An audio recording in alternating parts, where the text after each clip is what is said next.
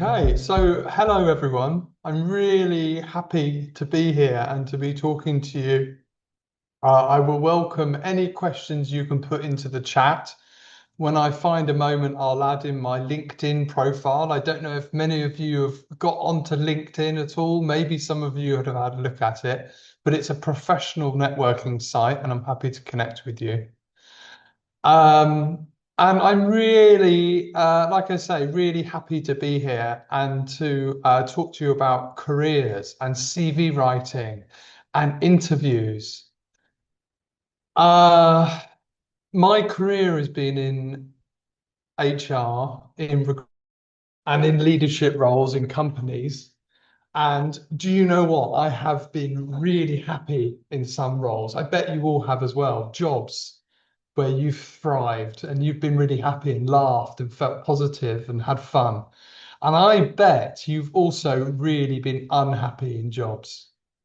And that feeling of being unhappy in a job is why I do my work. I've always trying to figure out, why do certain jobs not work for certain people? Uh, Motivation, job fit, those things really interest me. And now I have my own business. And we work with smaller sized companies on staffing challenges. And that includes a lot of the time recruitment. They've got an important role to recruit for, and I help them do that. So that's what my job is. And I've spent most of my career in it.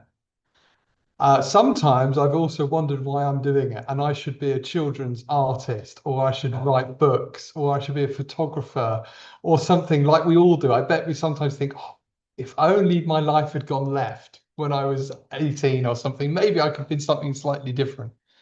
So maybe that's a normal feeling we all have. But my career has basically been in recruitment and HR, and I like it. I like talking to people about careers. Um, And I suppose the reason why I like it is it's a pain point that we can all feel. We've all been there, like I said. I've been in jobs that we've liked and jobs that we haven't liked. The other thing I would say about myself is that I've got 3 kids and I'm married, and that's a really important part of if I was applying to a job, that consideration of being a parent and being there to manage work around my caring commitments is a non-negotiable for me. And those 4 people, my 3 kids and my wife, would be so important to me applying to jobs, and they're important to me in my life. So I'm happy to talk, they're an important part of me. The other thing, last thing I would say is I love music and I love sport. And music, my business is not Coreus, it's Chorus, because music it fits into my work sometimes, and the same with sport.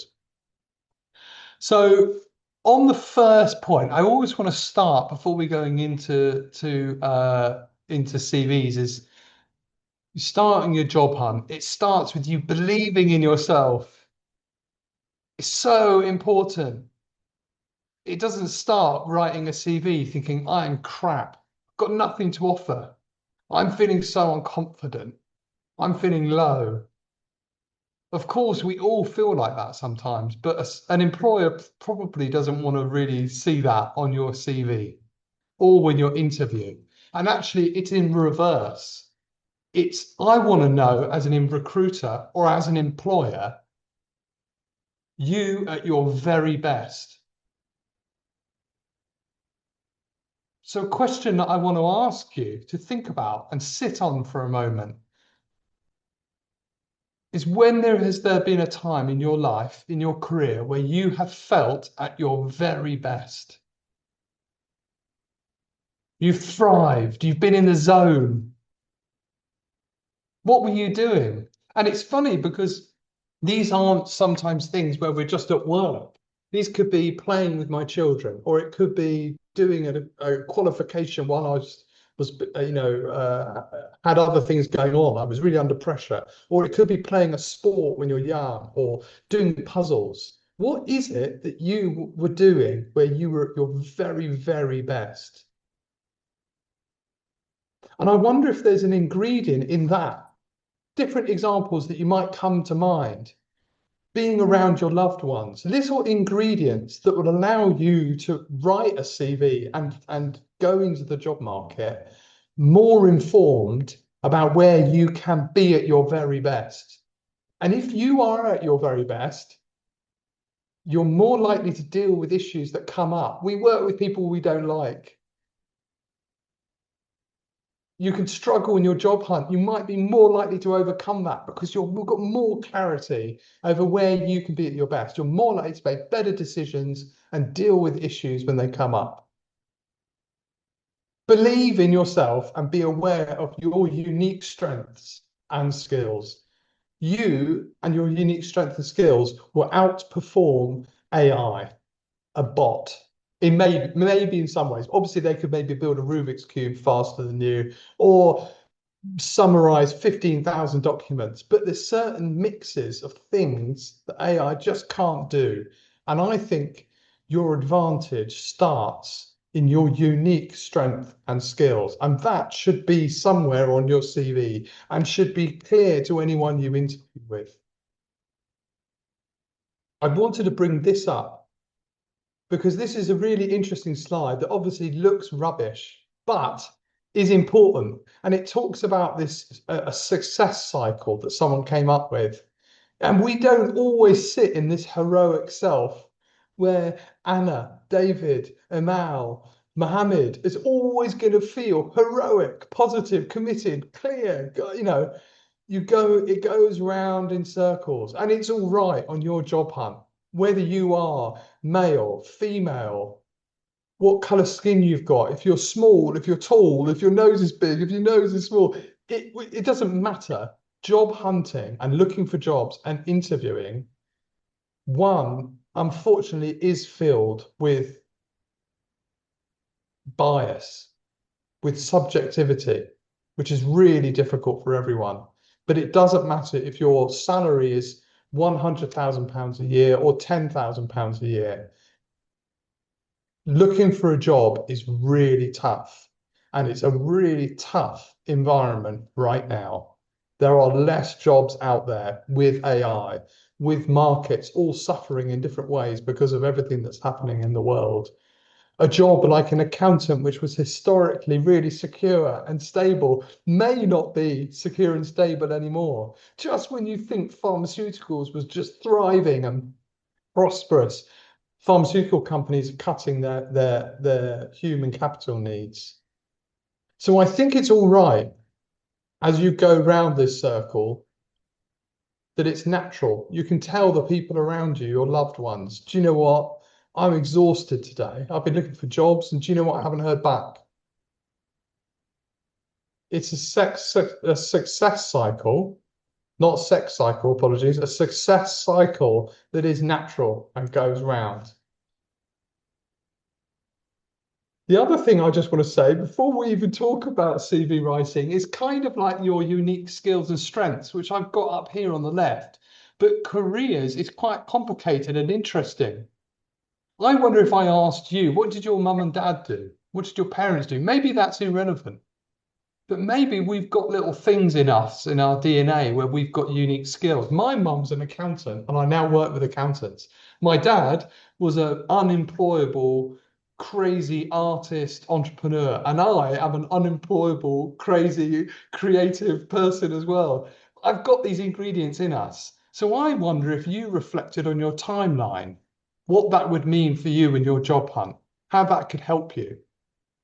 And this is a really interesting exercise to do.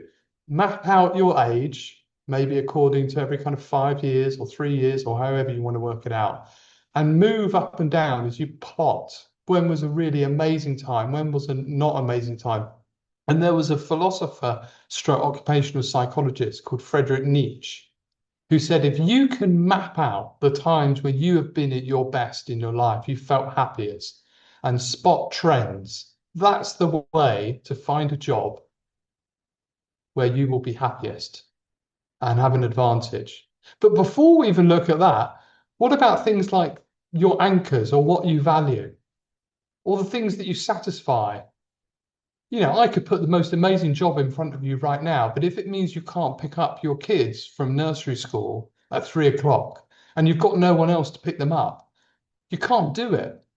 What are the practical considerations?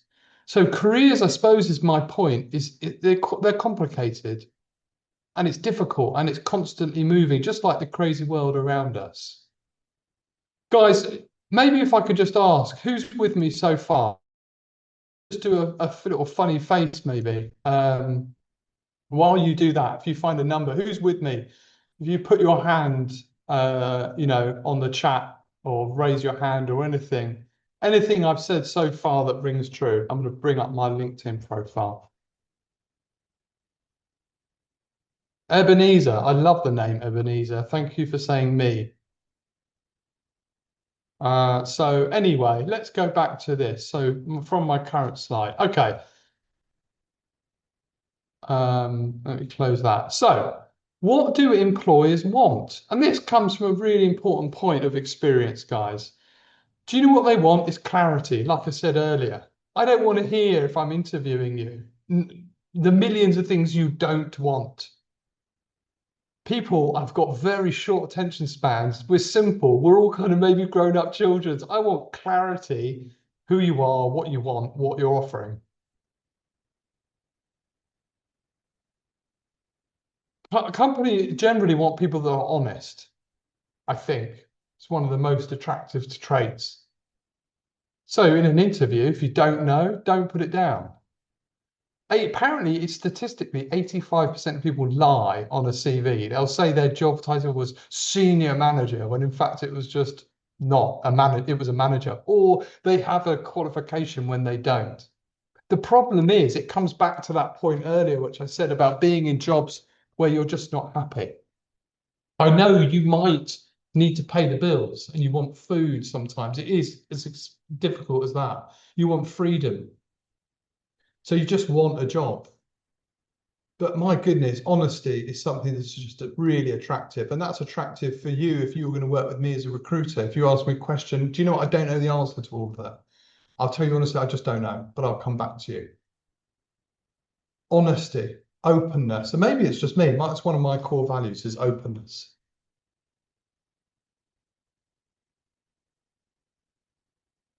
Let me see the next point. If I do the practicalities.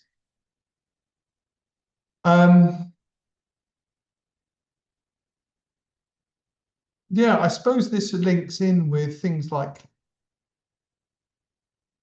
location, convenience.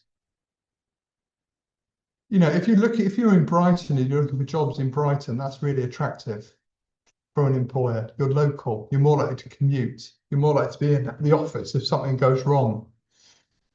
You're local, you know the market. The practicalities of work-life balance and where you're based can't be overlooked. These are maybe simple things. Someone that's ready to work, if you don't need sponsorship, if you have the opportunity to actually start working, that is not something you just want to overlook, either on a CV or you want to make clear to an employer.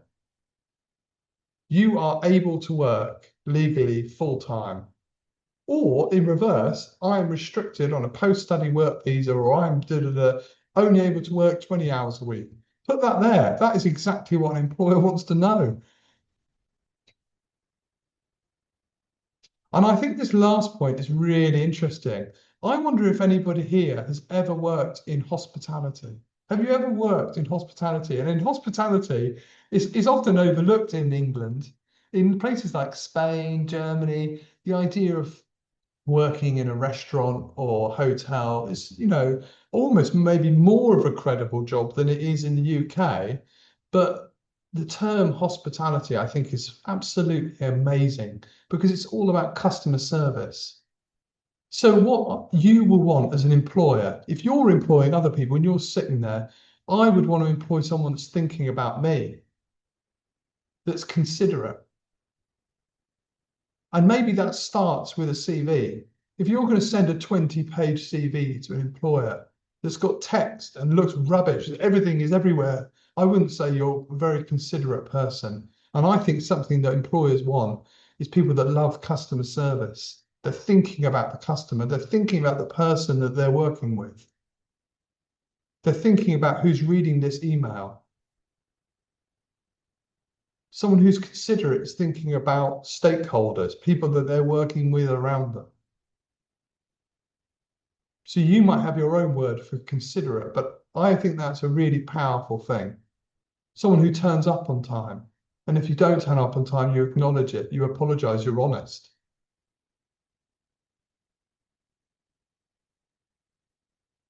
I've, as I said earlier, I've definitely been in jobs which weren't fit, and I couldn't understand why. And me and my business and my team, we work on these 5 things to understand a job. And this is aligning what an employer is offering with what you're offering and what you want. And I would be really clear about these 5 things if I was you. Maybe some of them aren't important to you. I know people, coming back to point number 2 here, that travel and commute all over the place and they're fine with it. Whereas some people don't want to commute for more than 2 hours or an hour and a half. It's just inconvenient. In fact, it's so tiring. Some people couldn't care less about a commute and what impact that has on their work-life balance. But some people, these practicalities, location, the working hours, your restrictions are really important. Maybe sometimes we don't care about the money. We just want a flipping job. I need to pay the bills. I've got debt. You know, these are horrible pressures, and the money, unfortunately, makes the world go round a lot of the time. There are more important things in life, we know: love, family, spirits, you know, our spirit, our kids, our family, etc., friendship, trust. But actually, it's a really difficult thing that money makes the world go round. So understanding salary and the benefits that are on offer. Do I get paid overtime? That could be a really big thing if you are willing to overtime. What kind of bonus, what kind of commission? Could that motivate me? Could it demotivate me? So salary, benefits, and where could that role go? Let's say the job is in a terrible location and it's a poor commute for you. Let's say that it's working for a small business and the director of that business you don't trust fully, or the business doesn't do something that you don't like. It's a cigarette manufacturer, it's a gambling company, it's an alcohol company, something that you just wouldn't work in. But let's say it's something that you don't care about. I just wouldn't work for an insurance company. I did, and I really didn't like it because I just don't like insurance. It doesn't interest me at all. But let's say, what's next for that salary? And if I could work there, where could it lead to me being in 2 years? Understanding what's next, where could that go, is really powerful. I just touched on the third one, which is what the company does and what is culture. How is that aligned to me? You know, I mentioned earlier how openness is really important to me. Some sectors aren't open. Some companies aren't open in where they work. And that probably means that I just won't be happy there and I won't thrive. What's the day-to-day job? If you're applying to a cleaning job or you're applying to an accountancy role, what exactly are you responsible for doing day to day? And is that going to make the best use of your unique skills and strengths? It could be a cleaning job or an accountancy job that focuses on different sorts of skills and strengths that you have. And it could be you've never wanted to be a cleaner. You know, that wasn't your dream, but actually it allows you to be sociable. It allows you to care about attention to detail. And those are skills you actually just like using. And likewise, it could be an accountancy role that day to day is focusing on different sort of stuff. That means it's just not making the best use of your skills. But this last point I really want to emphasize, which is what is the training and career progression on offer in that job? What's next? Where does this job, is a question you could ask an employer, go ideally? And they could say, it's not going anywhere. It's just doing this job for the next year. It's not going anywhere. They could say, well, actually, it's a great question, Ebenezer. It could go to a manager role doing X, Y, Z. And suddenly you're like, shit, this is different to what I thought it was. This is a different proposition. So I would consider that. Right, who's with me now before I come to my... Anybody want to tap in? I have also been in hospitality. Wicked. I think it's such an amazing thing. I tell you what, I finished university where I did philosophy and we studied philosophy. Anyway, I went and did a hospitality job as a season and I've never worked so hard. My God, it was a wake-up call. Great. Hospitality, the core of hospitality is customer service, and the customer service is at the core of any job. Someone who's considerate, someone who's thinking about the customer. Wicked. Used to be a waitress, dealing with people, dealing with pressure, making mistakes, dropping things in front of other people. You learn so much about yourself. Comes back to customer service. I just think it's a wonderful thing. Thank you, Owa. So what is your proposition, your CV? Let's go through some of these key points, and then we're going to have some questions. So appearance. It is really important, okay? It should be clear. Use the white space around the CV. I want it to be clear at the top. When I'm looking at CV, I look at them all day, every day. I want that summary at the top of the CV to be crystal clear. Say what you want it to say. And if you're applying for what, you've got one CV and you're applying to a job in London, that is an accountancy job, and then you've got another CV that you're applying to a cleaning job, you can't, there's no point in those CVs being the same. So as annoying as it is, and I know writing a CV is difficult, and the more you write it, the more mistakes you're going to come around and see on it. And suddenly it says the word computer instead of from, and you've made a terrible mistake. And you think, oh my God. The reality is there's no room for spelling mistakes and a lack of clarity on a CV in the current age, because you can put it through a tool that's free, like ChatGPT, like whatever, and just say, can you remove the spelling mistakes in this CV? And I will challenge you, even if you're not a native English speaker. And I know it's hard, but there's technology out there to help you.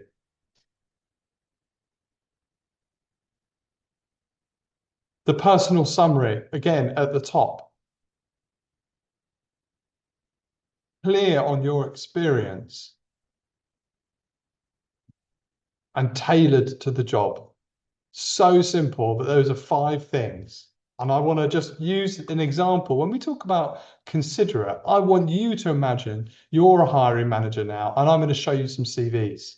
So with this in mind, let me see if I can stop this. I've got this CV. I spoke to someone recently who, where are we?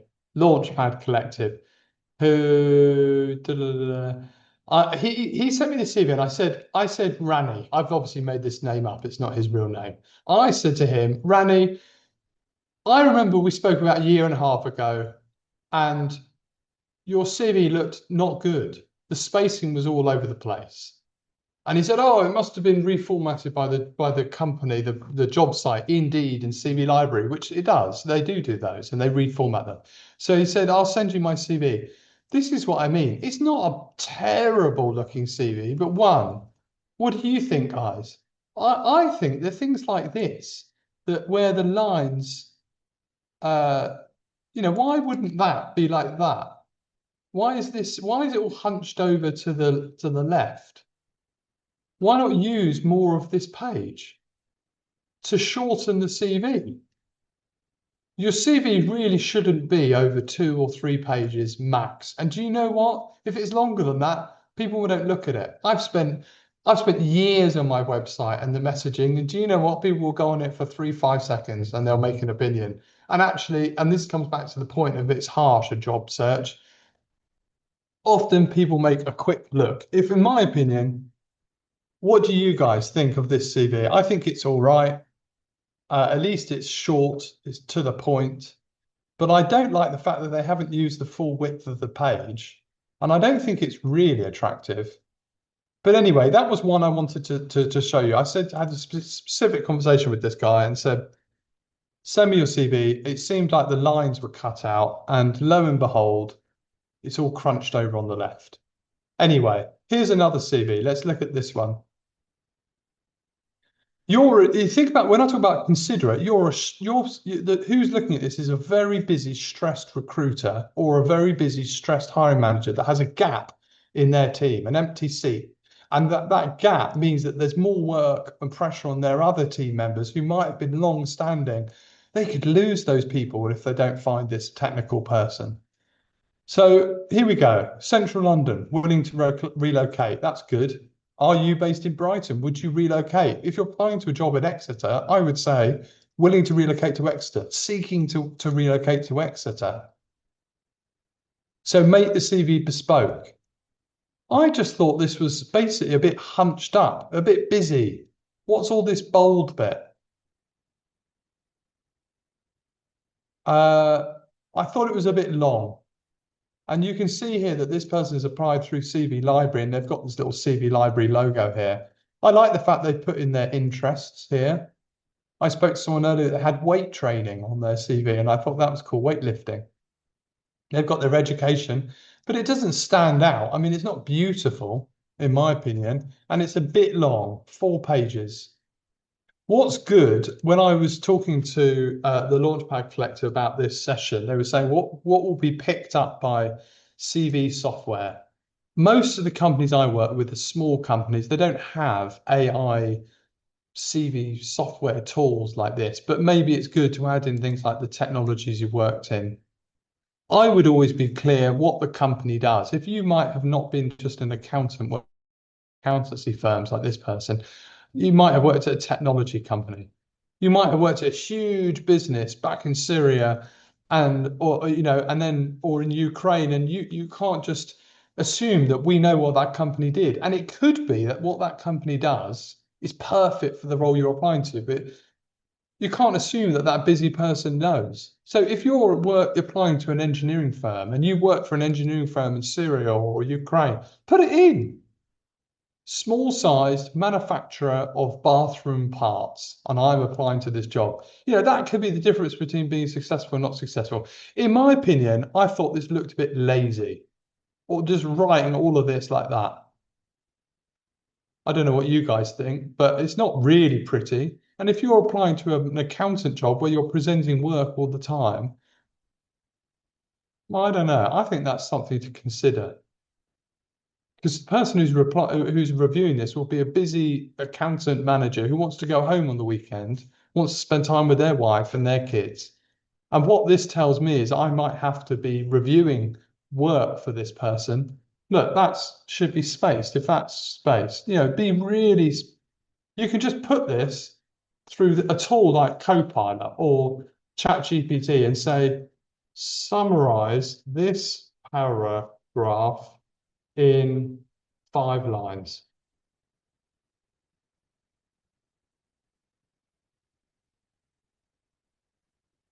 I think there you go. And then you save some space on your CV. You can then put it in happy days. Oh.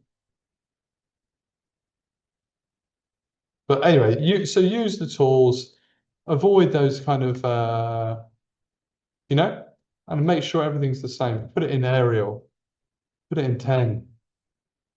I don't know, make it look pretty. So that's another CV I thought I'd show you. Maybe that's a good CV. Maybe you don't think so. Put a picture on. Why not? I quite like a picture. You might be open yourself to discrimination and bias. Apparently, there was a study done that you're 50% less likely to have your CV opened if your name is Mohammed and not something like Peter Jones in the UK. Because it's filled, like I said, recruitment, the world, I think, is full of, I don't want to say discrimination, but it's full of judgments.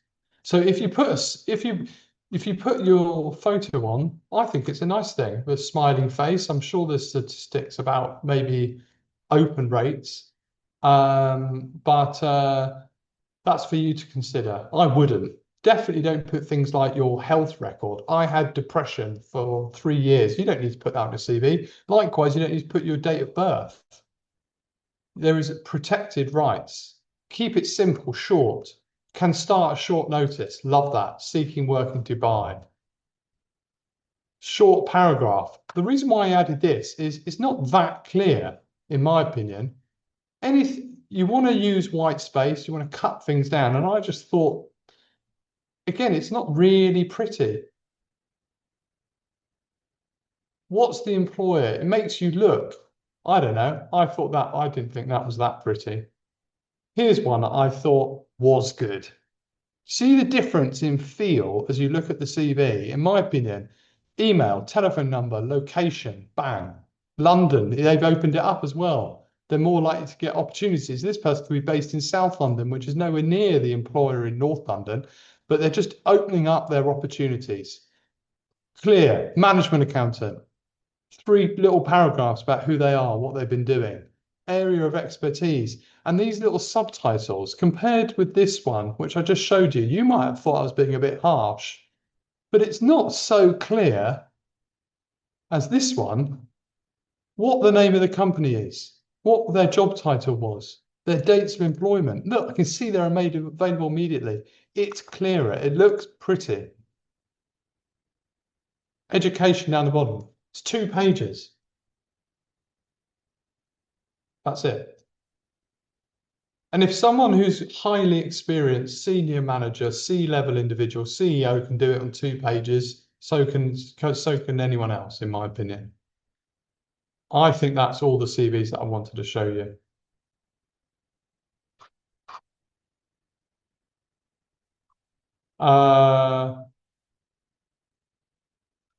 Be clear, open to roles where you're looking to work, right to work in the UK, full right to work without sponsorship. So I can send you some slides here. And that's it. I welcome questions. Thank you so much for listening. I hope that was clear. I hope I didn't talk too fast for the non-native English speakers. And I welcome any questions from anyone. Great.